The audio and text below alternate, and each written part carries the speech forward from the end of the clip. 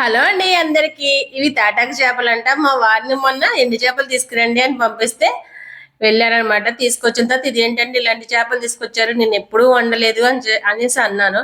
అంటే ఈయన అంటారు కదా, అక్కడంటే ఒక అమ్మాయి ఉందంట, ఆ అమ్మాయి చేపలు బాగుంటాయండి, చాలా టేస్టీగా ఉంటాయి అని చెప్పిందంట. అందుకంటే తీసుకొచ్చారంట. మళ్ళీ పైగా నాకు ఏమని చెప్తున్నా తెలుసా, అమ్మాయి బాగుంది అందుకే చెప్పిందని తీసుకున్నాను అని చెప్తున్నారు. ఎంత ధైర్యం ఈయనకి చూడండి, నాతోనే చెప్తున్నారు అమ్మాయి బాగుందని. ఈ కూర ఎలా చేస్తానంటే, ఫస్ట్ అయితే ఎండు చేపలు శుభ్రంగా క్లీన్ గా కడిగేసుకోండి, ఆయిల్లో వేసి వేయించి పక్కన పెట్టేసుకోండి.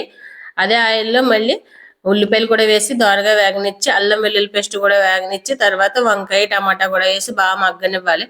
మగ్గిన తర్వాత తగినంత కారం, తగినంత సాల్ట్ కూడా వేసుకోండి.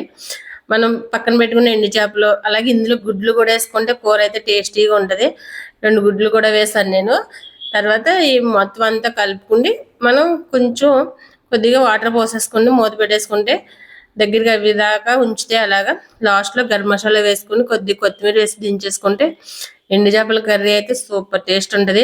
తిన్నప్పుడు అయితే చాలా టేస్ట్ ఉంటుంది, కానీ స్మెల్ అయితే భరించలేము అసలు. వండితే ఇంట్లో అంతా స్మెల్, అలాగే మనం తిన్న చెయ్యి కూడా స్మెల్లే, కానీ టేస్ట్ మాత్రం అదుర్సు. అందుకు అప్పుడప్పుడు వండుకోవచ్చు, అస్తమాను కాకుండా ఎప్పుడైనా చేసుకుంటాం ఈ కర్రీని అయితే మేము. Please subscribe.